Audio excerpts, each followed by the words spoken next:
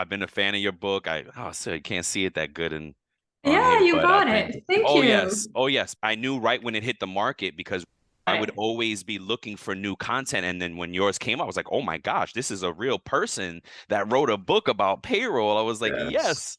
So it's so exciting, and I was just telling Walt, that the book is more than just implementing payroll. It's a roadmap to doing payroll properly, and it's consistent with Nick Day mentioned in there in your forward. So it was just exciting. It's just super exciting to read and super exciting to meet you. Thank you so much for being on the show. Yes. You're welcome. Yeah, absolutely. And we can get right into it. Tell us speaking of the book, what made you write it? Yeah. I had been writing articles about payroll and proper implementation and what not to do for a very long time. And early last year, I noticed that a lot of payroll projects or payroll go lives that went wrong hit the news. And I had never seen anything like it, at least not so many. And Hmm.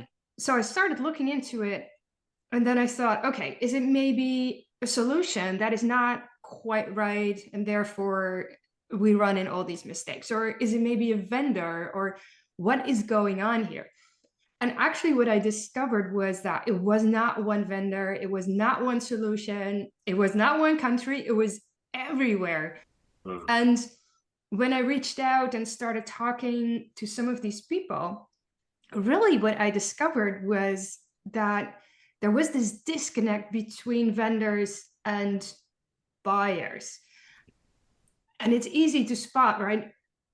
Vendors do this every day. They sell payroll for a living. And then you as a buyer, you come to the market maybe every 10 Few years. years, You're yeah, lucky, if that. Yep. right? Because Mm. you have a contract for 5 years, you want to extend it. And so every 10 years you come to market, which means that there are not a lot of people on the buyer side who Yeah. have experience Yep. in selecting a new payroll. And the disconnect really was about they are not talking the same language. And so when a vendor, for instance, talks about a managed payroll service and the buyer currently has a managed payroll service, that immediately is put in their head as, okay, that's the same service as I had before. Hmm. But obviously, solutions have expanded, Mhm. services have changed. And so what Yep. you bought 10 years ago is not what you buy today. Yep. We look differently at data. So everything has changed. And therefore, if you do not from the start really dissect everything that's going on and have these concepts very clear in your mind, but also understand very well what's going on your side of the payroll process and what you potentially want to outsource and what you want to do yourself, if you don't have a clear idea in your head or actually on paper or Mhm. in a PowerPoint, then this goes wrong. Yep. And I think that is the main explanation behind all these newspaper articles. And that's a really long answer to your question. Why did I write a book? That's why, because No, I that's the right thought, answer. Yep. yeah, I thought if I can explain this step by step, then at least the buyer has a little bit of an advantage when they start to talk to the vendor, but they know Yes. what to ask for. Yep. Yep. Yes. You definitely give someone enough to be dangerous and to say the right things, to say the right words to the vendors. Because you're right. They do it every single day. Yeah. If we're lucky, we get to do it more than once. Yeah, Some folks have been in jobs, to your point, for a long time and they don't do it often. Absolutely. Nowadays, folks move around. In the last 15 years, 10 years, folks started to move around a little bit more. I've had the opportunity to implement more than one payroll system in my mhm. 20 plus years, and it's something you just don't get to do a lot. So you're right, and this Yeah. gives everything, right?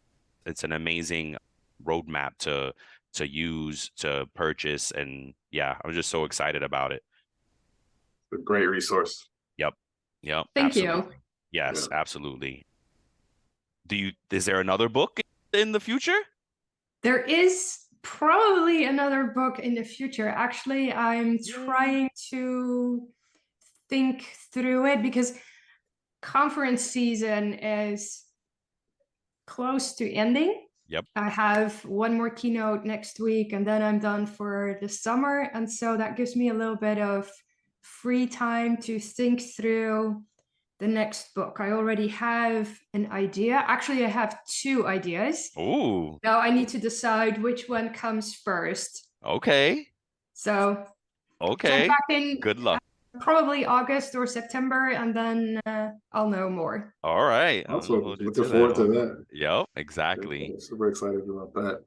So Exactly. I know you shared this on the questionnaire that we sent out to you, but could you tell a little bit more of what your payroll origin story is? Yeah, I got into payroll by accident, really. I worked. Yep. Common story, very common story. Yes.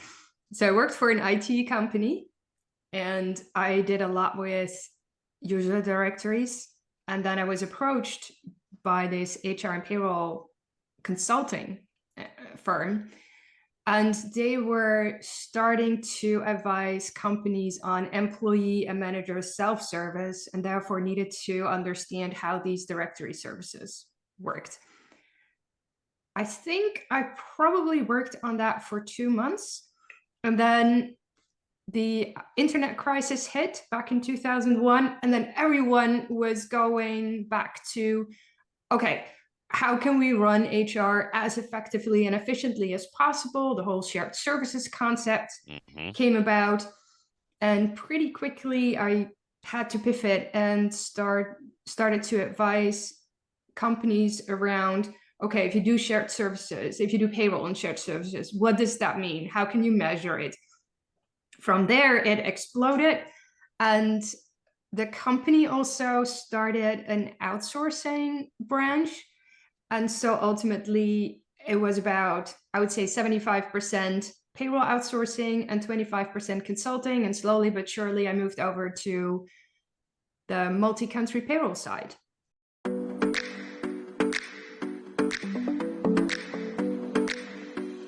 Many of our stories are by accident, getting into payroll by accident. And it's like you said in the book, not a lot of people are studying to become payroll folks, Yes. right?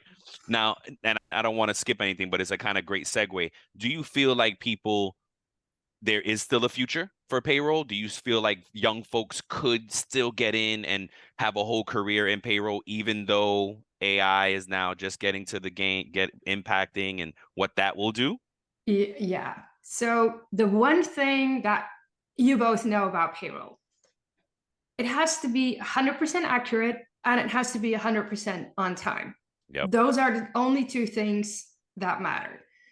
The problem currently with AI is that it might be on time, it isn't 100% accurate. And we're nowhere near the stage where you can give a payslip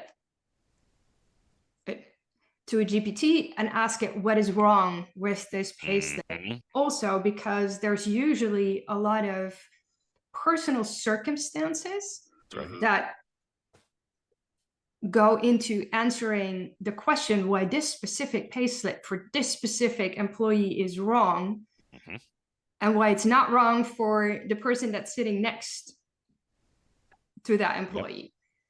And so I think that for the foreseeable future, we will see artificial intelligence in, I would say, the tier 1, where you can ask, okay, when is my payslip due? Or when is my payment due? Questions like that. Very broad, generic questions. But better Google type of thing. Exactly. And or I need to fill out a form. Can you give it to me? And then it presents the right form instead of you searching for the form. And I think I like that. Slowly but surely, we will train these GPTs and they will get smarter and understand it. But for the next 5 to 10 years, I don't see it. Also, because there's a liability in giving the wrong answer. That one's big. And I don't know if companies are willing to take that risk yet. I could see if you have a small company, you have 50 employees, they're probably on the same contract. And so answering questions is a lot easier than when you have a 50,000 employee company where you've had mergers and acquisitions and exceptions and legacy rules, and someone needs to interpret all of that and then come to the right answer. Very difficult to do. But who knows? Maybe I'm completely wrong, and within 2 years we have all been replaced. No, I don't think no. so, but I don't think so either. And we talk about AI a lot, and it's going to continue to be a conversation. And I think really that there will be a huge time where folks will still need the human liaison to be in between. Even if it's doing it automatically, we'll still go through this long period of adjustment where I still need Anita in the middle. I still need Walter to help me, because I'm not just going to interact with this machine for my pay. And so, to your point, I think it's going to be a while before we get replaced. So, and so a great question there. And how have you seen the global landscape change in the last few years, as it relates to payroll? I would say the global landscape, especially if you look at multi-country payroll, it has changed fundamentally. Because if you would have asked me this question 10 years ago, I would tell you, well, I know 2 providers who can help companies with global payroll. I worked for one, and there was one more, and that's it. Yep, you're right. And over time, what we've seen is that most of these global payroll projects have disappeared. And more companies started to understand that these global projects were maybe too big a scope to do confidently. And they've dialed it back to regional projects. And that meant that suddenly you had a whole host of other companies that were able to bid for these projects, because now the regional providers qualified for these RFPs as well. And I think it was also a little bit of risk management, that you don't just have the one provider for your global payroll, but you have global payroll, but you're using 3 providers. Every region has a different provider, and so you spread the risk a little bit. And then you have this data warehouse where you pull it all together. So the original reason to have one global payroll vendor, namely that you want to have insight in your data because of cloud and because of analytics, is not so pertinent anymore. You can tie them together. And then, of course, then the pandemic hit, and suddenly you had this host of, I would say, young companies entering the space that were offering solutions for the somewhat smaller companies that work internationally and that also can deliver EOR and contractor payments. So there's, from all sides, there are new entrants. And even this morning, I was talking to 2 lovely ladies who are in the midst of developing a payroll engine. Oh, wow. I have not seen that for a long time, that young companies are developing their own payroll. But suddenly this year, I know of at least, I think, 5 to 10. Oh my gosh. Yeah. And not all of them are in production yet. So there's still a couple of course, in stealth. But that is really promising, that finally, after all these years, a number of new engines are coming to market or will come to market within the next year or so. That's amazing. It is amazing. It's crazy because we're developing a solution, and when it's ready, I hope that you may give us your opinion, because we can. Oh, awesome! I'd love to. Yes. Awesome, thank you. And Walter always, in this journey, he would always say, "Oh, we're gonna do payroll. We're gonna do payroll," and I'm like, "No, there's so many. That's such a big undertaking. Like I didn't even so to know that there are folks endeavoring that is amazing. That gives me some hope. Not that I want to compete in that space. I think it's kind of full, but it's exciting to see maybe I'm wrong, right? Maybe I'm wrong. And maybe there is room for some new thought about how it should be approached, because we do get tired of the mainframe setup and we just have a pretty overlay on a very archaic machine. Yeah. Yes. And it just needs to be updated. There needs to be something new that brings very fun, like simple solutions. If we could think it, this should be able to do it. So we need to close that gap.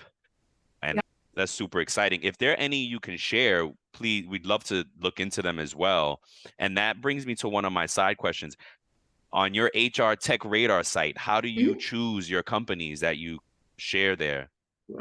Yeah. So when I was at my last company, I was responsible for strategy and partnerships. And that meant that because that was in my LinkedIn bio, all the time I would be approached by young companies who are really keen to partner with us.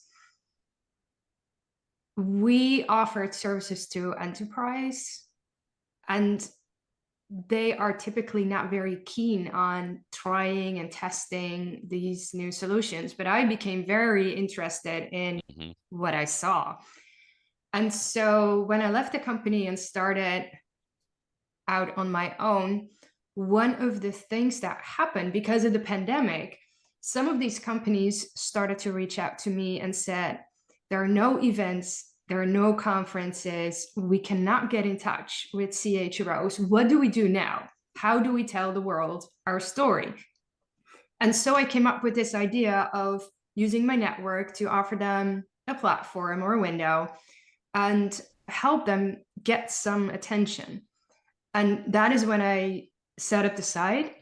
And my criteria for these companies to be listed was really, they needed to be founded after 2016, simply because 2016 was really the second wave of cloud technologies, and I wanted them to be built on a modern stack.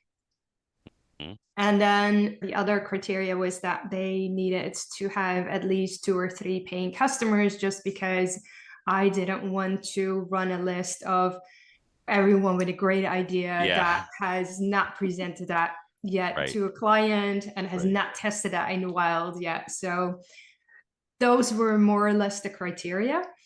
And awesome. It was really nice to work with these companies and bridge the gap during the pandemic, but also now that everything is mostly back to normal and a lot of the HR organizations are running startup events and competitions again, the need for the site has somewhat diminished. I'm still keeping it up, but I'm not keeping it as current probably as I would 2 years ago. Oh, okay. Do you keep your personal brand site current? Is that the one that you put the focus on? Yeah, so I have HR Tech Radar, which showcases these new or young companies. And then I have I would say my speaker brand, which is AnitaLettink.com, simply because people see my name when I'm speaking. And so that they automatically find me through that site. Yes. Awesome. Yeah. Oh, that's great. That's great. So now so you made that jump to work on your own. What was the catalyst for that? What made you say, "Oh, I'm going to go off and do this for myself"? It must have been scary, no? Actually, it wasn't. Ooh. It was exciting. I had worked for other companies all of my career. Yep. And then when the company that I worked for got acquired by another company, that was not the first acquisition. We had done some mergers and acquisitions, and I had been with the company for 19 years. And I thought it was a good moment to go and see if I could make it on my own. I did not know that we would see a pandemic. So my last day of work was February, and I was supposed to go on sabbatical and travel. And then on March 15, all the borders closed. So here I was in my attic with nothing to do. But fortunately, like I mentioned, a couple of companies approached me because they had seen that I had left the company and that I was available. And things started to move from there. And I picked up a couple of speaking engagements, well, virtual engagements, obviously.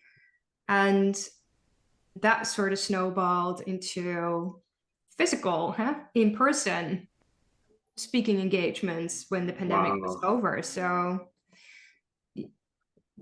I think that because I have been in this space so long, people know me, I have a large network. Then last year I wrote the book, and that opened up a whole new avenue of all kinds of Absolutely. payroll events. Yep. When you go out on your own, you really have to make sure, I think, that you stand for something and that people identify you with that something, whatever it is, and that they consider you an expert and that they reach out and are willing to pay for your services.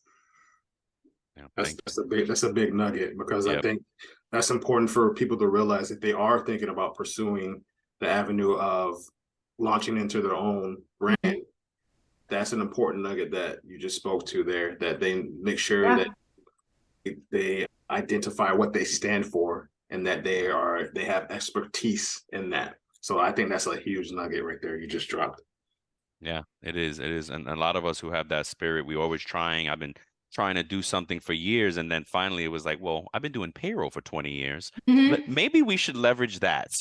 Yeah. So And to be honest with you, when I left the company, I didn't think that payroll would be my continued career. Actually, I thought, well, I've done payroll for 20 years and now going to focus on future work, and I'm going to speak about the future work. And I did. But actually, I was sitting on all this knowledge that I was not using. thank you. And Yep. Thank you. Exactly. And in hindsight, that was a little bit of a mistake because people knew me. I was well known for You had a brand. payroll. I was not so well known for the future work. By now, I have combined these two, and people understand what I do, and they actually like that I bring this forward-looking approach also to payroll, so a little bit to the future of payroll and where are we headed and what do you see. But I think that when you go out on your own, it's best to capitalize on what people know you for and then slowly pivot to what you really want to do. At least if you want to earn money in the exactly. in the meantime, right? Exactly. If you're independently wealthy, okay, do your thing. Do your thing. If you also want to earn some money to pay for stuff, then it's better to use the network that you have and the knowledge that you acquired and slowly pivot into a new direction. Thank you for that. That is awesome. And now, before I forget, the book that because again, how it impacted me the same way it impacted Nick Day. Did you have that intention? Were you thinking, oh, this is going to be more than just an implementation kind of a story? No. Wow. No. Wow. Nah. Wow. That's amazing. The book was really just a brain dump. Yep. I was thinking about everything that I had experienced selling global payroll or multi-country payroll from the other side, from the vendor side. Right. So what did we run into when we were selling? What had we wished that the customer would have brought to the table? What did we see that didn't go so well? Or when we presented something, where were we looking at blank faces because we had lost the clients talking about something that they did not understand? Yep. And also, as a seller, what did we wish that a customer would give to us? Because ultimately, you're in this together. It's a long relationship. It's 5 years, it's 10 years. And you could say, well, it's a vendor-buyer relationship, but ultimately, it's more of a partner relationship. You have to trust the other partner to deliver so that you can actually pay people correctly and on time. Yep. And that needs a little bit more than just, okay, I buy something from you and now you need to give it. Yep. It's not a product, right? Yeah. And it's a relationship, and It's that's a gonna have its relationship. dynamic, Yeah. and it's like you said, you need to factor in, are you gonna grow? And will they still be the right partner Yeah. in your growth model? Yeah. If you divest, if people don't think about that, wait, if my company gets smaller, how does that happen, right? And will they be the right partner then? And what will they do for us as a courtesy if that happens?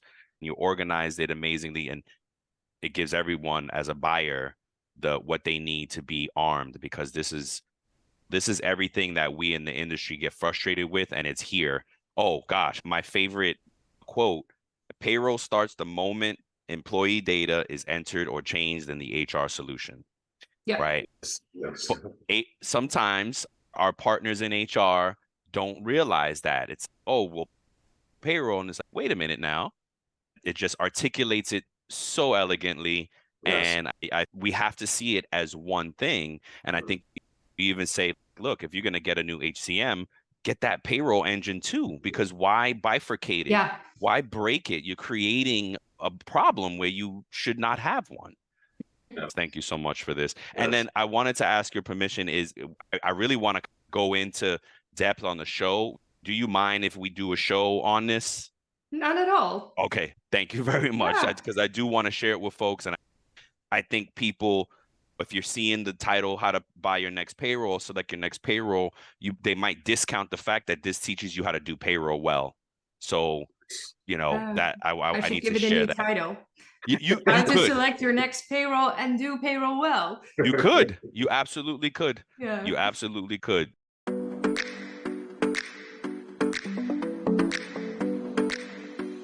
When you were implementing payroll, what were your biggest challenges? Probably helping clients to get the data right. Especially when you move from one payroll system to another. Yep. The client has this system and they've been using it for 10 years? Yes. And then you start asking, okay, give me all the data of your employees. And you know that they have, for instance, 500 employees, and then suddenly they give you this data dump of 750. And now you're looking at it, I'm like, yeah, that's 250 too many. And we've been in a situation where there were actually 750 employees that they were paying. They just didn't realize it. But we've also been in a situation where it was 500 employees and then 250 the others were there because they were never properly exited in the system. Yep. So they were not archived, but in the engine, they still ran all kinds of strange things. I think getting the data right for your next payroll engine is one of the hardest things to do. Yep. But if you get it right, you have the opportunity to have a more or less flawless go live. That's right. And that is important. Yes. Yep. That's right. That's right. Amazing. Walt, what else you got? Anything for Anita?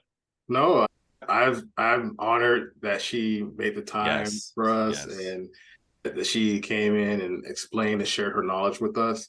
And hopefully this won't be the last time that we have her on, but we're huge fans of yours, Anita. Thank you for all you're doing in the payroll industry. We've learned so much from you, Brian. And just to let you know, Brian talks about your book all the time. He does. Yes. Oh, thank you. Yes. Yeah, exactly. And I guess what's next for Anita? You said maybe 2 books coming in the future. What else? Well, let's keep it at 1. So I have 2 topics to choose from. Okay. And I'm going to write definitely one book. Okay. Yeah, one book. For now. So let's keep it at 1. Okay. And then in September, conference season starts back up. And so there will be a number of speaking engagements lined up.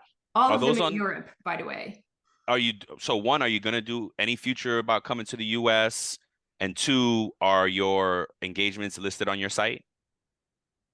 So I might come to the US, but it's not been confirmed yet. Okay. And yes, I always list future public keynotes Okay. on the side, because I also do a lot of in-company speaking, I'm and then sure. obviously Yeah. Private. others are not invited. Right. But the ones that you can visit, I always list on the site. But which reminds me that I have to start listing the ones for September and October. See, and Yes. please, if Good you point. come to the U.S., we are going to be there. Please let us know. List it. We will follow, and we also want to go to your side. Do you go to that Unleashed every I year? go to Unleash. Yes. Okay. It's Okay. the one European, or it's more of a global conference. A lot of people fly in from all over the world. So that is why it's always interesting. And they also pay a lot of attention to young startup Wow. companies. They have a startup competition. I was Oh, wow. a judge on the startup competition last year and helped narrow down the list of contenders That's for awesome. the in-person event. So that is it's a really nice event, and I enjoy going there. I have been going there every year since I don't know when. We're excited. Again, it's been such an honor to have you on. Thank you so much. If there's anything we could ever do for you, please don't hesitate to reach out. We wish you the best and can't wait to meet you. Same here. Thank you, Brian and Walt. All right, we'll let you go. We'll give you back some time today. And thank you so much again, Nita. It's truly an honor. Thank you. All right. Thank you. All right. Bye. Bye-bye. Bye-bye.